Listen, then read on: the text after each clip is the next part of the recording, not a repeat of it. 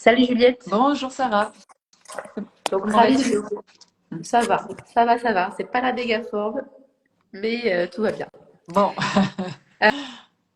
Donc aujourd'hui, on va papoter matériel et on va papoter matériel nécessaire pour se lancer dans la céramique. Mhm. Donc toi qui gères le site Cigales et Fourmis, t'étais une des mieux placées pour nous répondre. Donc on va Merci, voir ça ensemble. ça marche, avec plaisir. Euh, Donc, pour quelqu'un qui va débuter la céramique, quel Mhm. serait le matériel à avoir absolument? Est-ce qu'il y a deux, trois incontournables dont on ne peut pas se passer? Bah alors après, tout dépend quelle technique en céramique. Si on prend par exemple du modelage, oui, on a besoin d'argile, on a besoin de fil à couper la terre, on a besoin de éponges, des steaks. Enfin voilà, il y a besoin d'avoir quand même un petit outillage de base qui va permettre de créer ces pièces en modelage. Un couteau de potier, une aiguille de potier sont également utiles. Une râpe Ah oui, pour c'est vrai que c'est pas venir. mal ça. Ah, Eh, la râpe, on fait pas grand-chose en modelage si ouais. on n'a pas une râpe pour après vraiment dessiner sa forme et l'amener là où on veut. Tout comme un décapeur thermique. C'est vrai qu'on n'y pense pas forcément quand on commence, mais si on veut pouvoir avancer sur une pièce, ben, la faire sécher de manière un peu moins naturelle que juste la laisser et puis y retourner peut permettre, si on a un temps donné, d'avancer sur sa pièce. Ok. Bon, déjà, c'est pas mal. Voilà, ouais, en petit outil de base et une tournette. C'est vrai que on se dit bon, la tournette c'est peut-être pas important et je peux peut-être attendre, mais quand on a fait son modelage et justement au moment où on va râper, ne pas avoir sa pièce qui est complète, qui est sur sa table, la mettre sur une tournette, avoir un peu de recul, pouvoir la faire tourner pour voir exactement la forme qu'on lui donne, s'il faut rectifier d'un côté ou de l'autre, la tournette elle est bien utile aussi. Ouais. Et d'ailleurs, il existe des tournettes basses et des tournettes hautes. Oui. Dans quel cas tu conseillerais l'un et dans quel cas tu conseillerais l'autre? Bah, là, moi, je dirais que pour le modelage, la haute, elle est pas mal parce qu'elle permet, voilà, si on a une pièce ronde qui se resserre au niveau du cul de la pièce, le geste, il va descendre pour ne pas l'arrêter. Et donc, si on a une tournette qui est assez proche de la table, bah, on va taper sur la table. Donc, la tournette haute, là, elle est utile. La tournette basse, si on fait, par exemple, de l'émaillage et on va prendre un petit pistolet, on va prendre une poire ou chose comme ça, bah, on n'a pas forcément besoin de beaucoup de hauteur. Et là, pour faire en sorte que ça ne parte pas dans tous les sens, la tournette basse, elle peut être plus utile. Ouais. Ok. Au niveau de la terre, est-ce Oui, qu'il y a des terres conseillées quand on débute, que ce soit le le tournage ou le modelage, modelage. ou pas? Bah, le grès est plus facile. Le grès est plus facile parce que il va moins se déformer. Donc, on a tendance quand on débute je sais pas, on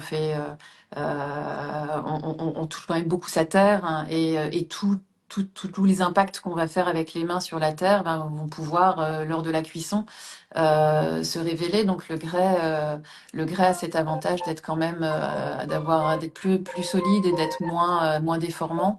Et en plus de ça, ben, oui, et puis il a l'avantage de se trouver dans différentes couleurs. On a du blanc, on peut avoir des gris, des noirs. Enfin voilà, ça peut permettre, si en débutant on n'a pas envie d'émailler tout de suite, ça peut permettre d'avoir des pièces qui sont pas toutes dans la même couleur. Ok. Donc toi, tu partirais sur le grès. Au niveau des terres, Oui. moi j'avais été confrontée à ça. Est-ce qu'il y a des indices de dureté au niveau des terres? Est-ce que en choisissant telle ou telle terre, on sait quand on brasse sur je sais pas, sur une terre un peu plus molle, sur une terre un peu plus dure? Ça, comment faire? Parce que c'est pas forcément indiqué sur les fiches Non. techniques. Est-ce qu'on peut vous appeler pour que vous nous indiquiez quelle terre choisir si on préfère une terre plus molle? Mhm. Ou est-ce que c'est un peu le hasard? Bah, c'est un peu le hasard. Alors après, ça dépend ce que tu entends par une terre un peu plus molle ou une terre un peu plus dure. Est-ce que c'est une terre un peu plus sèche, enfin, ou une terre, enfin voilà. C'est quoi ton plus En molle fait, c'est et des indices de dureté, tu vois, j'ai l'impression que quelquefois, certaines marques vont conditionner des terres à un indice de dureté, un indice de sécheresse qui sera un peu D'accord. plus important, et d'autres marques, en fait, qui auront des Auront terres des terres plus...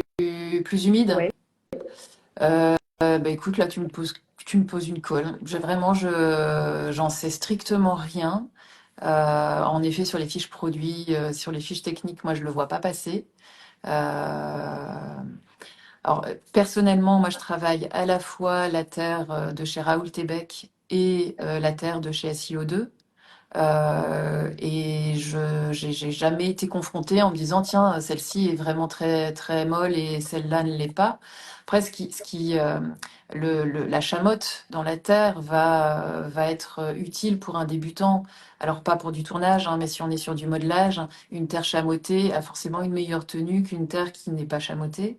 Les terres SiO2, pour ça, elles sont pas mal parce qu'elles ont un pourcentage de chamotte. Alors, ça ne veut pas dire qu'au bout des doigts, on le sent, hein, mais la chamotte qui va composer la terre, elles ont un pourcentage de chamotte qui est déjà assez important. Donc ça fait des terres qui vont pas forcément se ratatiner quand on les travaille. Et puis après, pour du tournage, la terre idéale, c'est vraiment la terre lisse. Voilà, il faut là pour le coup, on peut avoir une chamotte qui va rentrer dans la composition de la terre, mais avoir un degré de chamotte au bout des doigts qui soit vraiment lisse. Là, il nous faut une terre bien lisse. Ouais. ok. Au niveau du four, parce Oui. que souvent quand on se lance de la céramique, ben, l'autre question qui va arriver, c'est le four. Hein. Est-ce que tu aurais des conseils de four à choisir quand on se lance? De... Bah, le four à choisir quand on se lance, il dépend de quand même beaucoup de choses. Un, est-ce qu'on le fait en passion, en hobby? Est-ce qu'on le fait avec l'envie de s'installer? On a déjà son atelier. Est-ce que dans son atelier, c'est juste sa production? Est-ce qu'on va recevoir du public? Voilà, il y a déjà plusieurs questions à se poser avant de se dire mon four pour quel? Alors forcément pour cuire ma terre, mais après, pour quelle activité à ce four. Donc, et là, je pense particulièrement à la taille du four, parce que si on a un atelier et qu'on va recevoir du public, il va falloir, au fur et à mesure que bah, les personnes auront produit, faire des cuissons et voilà. Et avoir un four plus grand peut permettre de cuire plus. Ensuite, vraiment en four de débutant, un four qui va permettre de se brancher directement sur une prise, c'est vraiment l'idéal parce que ça nécessite pas, que ce soit au sein d'un atelier, de son atelier ou dans sa maison, d'avoir une installation électrique, de faire des dépenses auprès d'un électricien pour pouvoir mettre une ligne. Et là, c'est vrai que la série EcoTop de chez Rode, sur les petits litrages, elle permet vraiment de brancher son four en s'assurant qu'il n'y ait pas 15 autres matériels, enfin une Oui. lampe, un frigo, etc. sur sa ligne, hein, mais elle peut permettre une facilité d'installation du four Jusqu'à euh, jusqu'à quel contenant, jusqu'à quel jusqu'à contenant? 60 litres. Donc C'est pas mal. c'est pas mal. Ils ont du 20 litres, du 43 litres et du 60 litres. Alors sur la gamme EcoTop, ils ont à la fois la gamme classique avec le chiffre derrière, donc 20, 43, 60, et ils ont la gamme avec le S. Vous avez un 60S qui va permettre au four de monter plus haut en température. Celui-ci nécessitera une installation électrique. Mais si on part sur, par exemple, l'EcoTop 60 qui fait 60 litres et qui est déjà un bon litrage, enfin, c'est pas un petit four, hein, celui-ci permet de faire des cuissons grès, porcelaine, grès, faïence, qui peut le plus, peut forcément le moins, et une installation facile. D'accord. Donc tu dis que cela il monte à température un peu moins haute.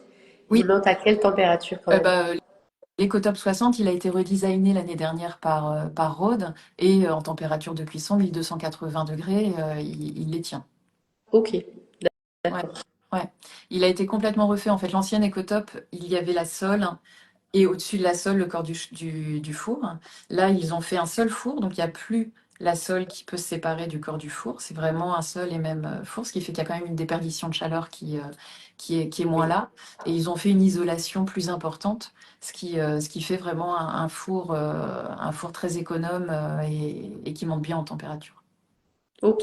Bon, mais super. Voilà. Donc ton conseil, ouais, choisir si on débute et si on ne veut pas investir dans un équipement Mm. particulier, un four qui se branche sur des prises classiques Tout à et fait. pas sur des prises à trois branches comme les gros Voilà. fours de Là céramique. ou qui nécessite de tirer une ligne entre son compteur et l'endroit où on va mettre le four, etc. Et Scott, ils ont aussi un tout petit four qui, pour le coup, là, est vraiment, c'est pas du 60, hein, mais pour les personnes qui ont envie de se dire, bah, est-ce que ça va durer que Ah oui? quelques 6 mois, 1 an ou 2 ans, ou est-ce que vraiment je vais réussir à me développer dedans? Ils ont créé un petit four qui est un petit four qui est quasiment portable en fait, qui se branche également sur Trop une bien. prise classique. Alors qui va pas vous permettre de mettre 3 bols et 4 assiettes dedans, mais bah voilà, ça peut permettre quand on apprend, par exemple, on fait du tournage et on a quelques pièces et nos premières pièces, de toute façon, elles sont pas grandes, hein, bah, ça peut permettre d'avoir la satisfaction de cuire et de voir sa pièce cuite. Mais franchement, c'est super. C'est un peu ben, comme les petits fours là qu'on met nous, qu'on loue. C'est des Mhm. tout petits fours. Je pense que la chambre à l'intérieur, elle fait 20 centimètres, 30 centimètres Ouais. et 30 Mhm. centimètres de haut. Je pense que c'est ce principe et ça permet en fait de cuire chaque semaine. La consommation elle est moins importante. Je pense que c'est à peu près un petit peu plus qu'au four de cuisine, mais pas beaucoup plus. Mhm. Et oui, et même après pour faire les tests Oui, démo, moi je m'en sers tout le temps pour faire les tests ouais. démo. Ouais, ouais, tout à fait. Voilà, donc c'est des petits fours comme ça qui peuvent permettre quand on en est vraiment au balbutiement, mais qu'on a envie de voir ce que notre production donne une fois qu'elle est cuite. Mais top. Euh, Toi, c'est quoi les erreurs que tu vois ou que vous voyez, vous dans Mhm. l'équipe, en général, sur les débutants qui se lancent et qui achètent leur premier matériel en céramique? Bah, on les voit pas parce qu'on nous le dit pas. Mais en tout cas, enfin, si on reste sur le four, les clients qui nous questionnent, ce qui n'a pas du tout été envisagé, c'est vraiment toute la partie avant l'électricité. Quel est le contrat d'énergie qu'ils ont avec leur fournisseur? Quelle est la puissance du four? Est-ce qu'ils vont pouvoir la mettre ou pas? Ça, c'est vraiment, on tire vraiment l'attention dessus parce qu'on peut pas mettre tout et n'importe quoi, que ce soit à son domicile ou dans un atelier. On est sur du 6, du 9 ou du 12 kilowatts. Le fournisseur d'énergie ne nous donne plus du 15. Enfin voilà, c'est vraiment très compliqué d'avoir des grosses puissances. Donc ça, je dirais que c'est la première, c'est la seule erreur et la vraie erreur que nous voyons. Si après nos clients se trompent dans l'achat d'un outil, Oui, bon, bah, bien, clairement. on n'a pas le retour quand ils nous disent pas ah, mince, voilà, ça je saurais pas vous dire, mais ça c'est vraiment comme on a notre site, on a des clients qui pour l'achat d'un four vont nous appeler et la plupart nous appellent pour avoir du conseil, mais on peut avoir des clients qui vont acheter directement le four sans nous appeler. Nous systématiquement on rappelle la personne pour s'assurer qu'elle ait bien vu la puissance et ce que signifie cette puissance d'un point de vue pratico-pratique dans son atelier ou dans sa maison. Ok. J'ai vu sur votre site que vous proposiez de plus en plus de marques différentes. Là, Ouais, j'ai vu Dirty ouais, Girl, que je connaissais pas. ouais. Qu'est-ce que vous avez, enfin, quelles sont les nouvelles marques? Et Mhm. voilà, et qu'est-ce qui peut être chouette à acheter? Ah bah écoute, on a plein de nouvelles marques et il y en a plein d'autres à venir. Bah, et alors, que ce soit Garrity Tools, les dernières nouvelles marques que l'on ait reçues, c'est du Garrity Tools, en effet, Dirty Girls Tools. Ce sont des marques américaines qui sont faites par des potiers. Et ça, beaucoup aux États-Unis. Alors, je lance si vous avez envie, en tant que potier céramiste, de créer vos propres outils et ensuite de les développer et de les vendre, vous êtes les bienvenus chez Cigale et Fourmis, parce que je recherche de la fabrication française, mais malheureusement, il n'y en a plus. Mais donc, aux États-Unis, ils sont assez forts là-dessus. Ils créent leurs propres outils, les essais, etc. Et puis ils partagent. Enfin, je trouve que les États-Unis sont très forts là-dessus. Les Américains sont très forts. Ils gardent pas. C'est pas, c'est mon précaré, je partage pas. Ils partagent tout, que ce soit les recettes démo, que ce soit les outils. Et de ce fait, bah, ils voient si et Mud Tools, Diamond Core, c'est comme ça qu'ils ont commencé. Et on leur a demandé, on dit bah tu peux pas me le produire et tu peux pas me le faire et tu peux pas me le faire. Et donc voilà. Et donc ils sont hyper dynamiques parce que de ce fait ils sont toujours à la recherche de nouveaux outils. Diamond Core là ils ont sorti cette année sur le salon on a vu une fontaine à émaux. Et c'est vrai que alors pour l'extérieur, c'est plutôt facile, hein, mais pour réussir à émailler un intérieur de pièce, alors quand la pièce est large, pas de problème, c'est un bol, on y arrive tous. Mais quand on fait, je sais pas moi, un soliflore par exemple, et ben, voilà, Oui, c'est il toujours faut avoir le compliqué. coup pour réussir à bien émailler l'intérieur de sa pièce. Et ben là, ils ont développé ça et c'est pas et c'est simple. Enfin, quand on le voit, on se dit bah oui, la collerette qui va permettre de pas avoir de l'émail de partout, ça ressemble à la collerette qu'on met à un chat ou à un chien quand on vient de l'opérer parce qu'il faut surtout pas qu'il se lèche. Enfin, voilà. Donc Il n'y a pas besoin d'avoir une collerette plus haute que ça, quoi. Ça non, suffit. ouais. D'accord, Ouais, c'est ouais, vrai. la collerette, elle est peut-être un peu plus haute que ça, hein, mais non, elle est pas très haute et ça se stocke bien dans un atelier. Enfin voilà, c'est pas, on se dit pas mince, il me faut de la place pour l'avoir. Oui, c'est pas Euh, une croûteuse qui va te prendre une grosse place dans une l'atelier. grosse place ou une boudineuse qui va nécessiter d'avoir sa place attitrée, pas du tout. Et donc, pour que ce soit pour Garrity Tools, ils travaillent et même Dirty Girls Tools, hein, ils travaillent sur des boîtes qualité. Je dirais que c'est la grosse différence avec les outils que l'on peut faire venir d'Asie. Hein, et on en a, et heureusement qu'il y en a parce que ce sont des outils pas chers et parfois on n'a pas besoin de mettre un prix très important dans un outil pour qu'il soit bon pour ce qu'on a à faire. Mais c'est vrai ils mettent vraiment l'attention sur la conception, le design. Ils font de beaux produits. Enfin, c'est agréable de les avoir en main et avec des matériaux nobles, dans du bois, vraiment dans du bois noble. Je sais que parfois on a des retours de clients sur des rondeaux. Et en nous disant ah ben j'ai acheté un kit de Heartland Noble, l'Over the Wheel, et c'est super. Et puis à côté, j'ai un autre rondeau, mais ça fait 8 mois et il gondole. Oui, vous n'avez pas pris les autres rondeaux que Oui. font, par exemple, la Heartland Noble. C'est pas le même prix, mais en effet, dans le temps, ça dure pas de la même manière non plus. Enfin, voilà. Donc ouais, ces nouveaux outils, ils ont une belle qualité. Ouais, en tout cas, franchement, ils donnent envie. Tu vois, c'est sûr qu'ils sont beaux. C'est comme les kits Mode Tools. C'est Oui, pareil. Tu vois, ouais, et franchement, ils sont mais oui, chers. oui, Ils sont chers, mais quand on les voit, on a toujours envie ouais. de se faire plaisir ou de Mm. se les faire offrir. Hmm. Alors pour la petite anecdote, Number Tools, c'était, nous on les vend depuis que je suis allée la première fois sur le NCK, un gros salon aux États-Unis. Et quand je les ai vus, mais j'ai adoré. Je me suis dit super. Enfin, et mon père m'a dit mais tu te rends pas compte, Juliette, ils sont super chers. Je dis ben oui. Et il dit mais non, mais ça se vendra pas. J'ai dit mais c'est un produit de qualité. Donc oui, on n'en aura pas 50 ou 70 dans son atelier, mais avoir un chouette produit, enfin voilà, c'est un plaisir. Moi personnellement, c'est un plaisir. Donc oui, ils sont chers, mais ouais, ils sont vraiment bien. Euh, donc, on va passer maintenant sur le versant émail. Oui. Même principe. Mhm. Qu'est-ce que tu conseillerais pour quelqu'un qui débute dans la céramique? Bah, le plus simple, ce sont les émaux liquides, les émaux préparés, parce que toute la formulation a été faite par le fabricant. Quand on reçoit son pot d'émail, il y a nécessité de bien mélanger. Mais après, on applique, on ne se pose pas la question de savoir si ça va correspondre à la terre que l'on a, si les différents degrés vont fonctionner ou pas. Ils font des émaux qui s'adaptent à la plupart des terres, si c'est pour pas dire à toutes les terres. Voilà, vraiment pour débuter, c'est le plus facile, le plus simple.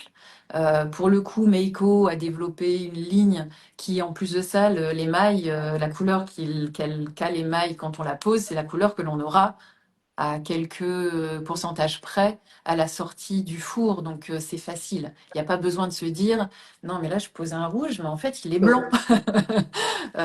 Comment ça va? Est-ce que vraiment c'est ça? Ah, voilà, ça pose pas toutes ces questions-là.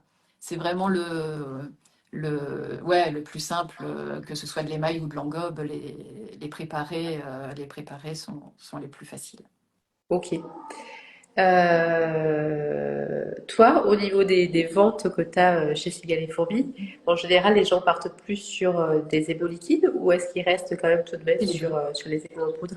C'est Ouais, vraiment les deux. Enfin, et ça veut pas dire parce que un céramiste est en poudre, etc., ne va pas acheter de temps en temps en liquide. Parce que je dirais que alors, ceux qui veulent vraiment développer leurs propres émaux, etc., forcément partiront sur de la poudre, prendront des matières premières, des oxydes, des colorants, etc., et les feront. Ceux qui ont le souhait de travailler l'émail sans que ça soit forcément à développer leur propre recette, bah, vont aussi aller chercher des couleurs, en fait.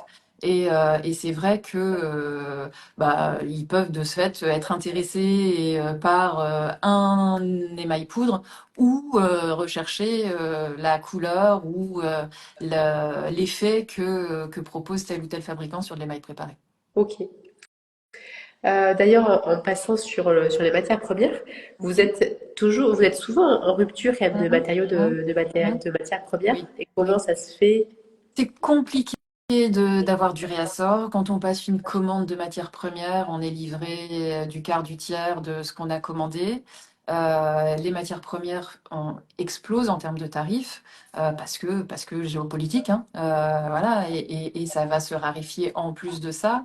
Il y a certains, là, pour la commande de rentrée sur des feldspaths, les feldspaths ont multiplié par 8 quasiment les prix. Bah, il y a un feldspath que j'ai pas acheté parce que c'est Mais complètement déconnant. Enfin, voilà. Donc ouais, je cherche, j'essaie de sourcer pour pouvoir trouver de meilleures qualités-prix, enfin d'avoir un voilà. Mais c'est pas évident. Et puis changer toutes ces matières premières, ça signifie que pour les céramistes qui ont l'habitude de telles matières premières qui proviennent de tels fournisseurs ou fabricants, bah, c'est dire attention, c'est pas le même, ça vient pas du même et ça peut faire des petites modifications parce que les formulations sont pas les mêmes. ok. Euh, on va passer maintenant à l'entretien du matériel. Est-ce qu'il y a des conseils particuliers pour bien entretenir ce matériel qu'on a acheté? Oui, le laver, c'est tout bête, hein, mais je dirais que c'est vraiment le premier conseil. On a un rando, on a utilisé son rando, ben, après l'avoir utilisé, passer une éponge humide pour retirer l'argile qui a pu se déposer dessus et surtout pas un outil, parce que mine de rien, on l'abîme au fur et à mesure. Donc bien le laver, bien le laisser sécher. Et puis après, le ranger verticalement et pas le laisser à plat, parce que s'il est à plat, il y aura quand même encore de l'eau et à un moment, ça va se déformer. Pour un tour, pareil, le tour, alors c'est vrai que c'est pas la partie la plus fun hein, du tournage, mais à la fin de sa séance de tournage, nettoyer la girelle, nettoyer le bac et tout retirer, enfin retirer son bac parce que l'eau elle coule, elle descend et surtout quand on débute, on met beaucoup d'eau. Et donc faire en sorte que l'eau ne pénètre pas dans l'axe qui va ensuite aller plutôt du côté du moteur, etc. Sur le tour, penser de temps en temps. Alors c'est vraiment pas, enfin, mais c'est de manière régulière, mais pas souvent, graisser.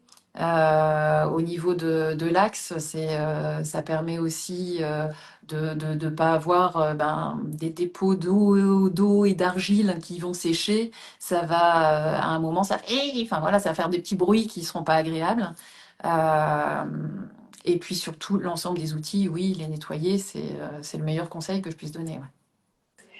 Ok, bon ben super. Et pour terminer tout ça, est-ce que tu aurais quelques livres à conseiller en complément du matériel de base pour les céramistes qui débutent? Oui, moi, je trouve deux livres qui sont bien faits. Il y a le livre du céramiste, qui s'appelle bien.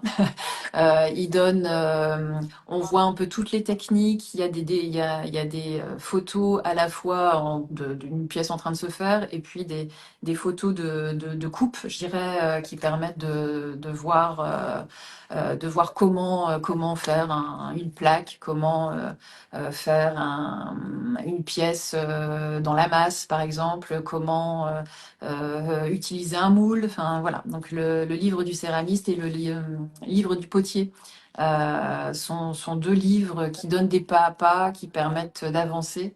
Euh, et de ouais et de trouver des petits tips pour se débloquer quand on peut être bloqué. Ouais. Bon, bah, super. Bon, bah, en tout cas, merci pour tous ces conseils, Juliette. Avec grand plaisir. Je te souhaite Merci à toi. une très bonne journée et je te dis à Merci. bientôt. Et merci à Merci. tous. À très bientôt. Allez, bonne Merci à journée. tous. Au revoir.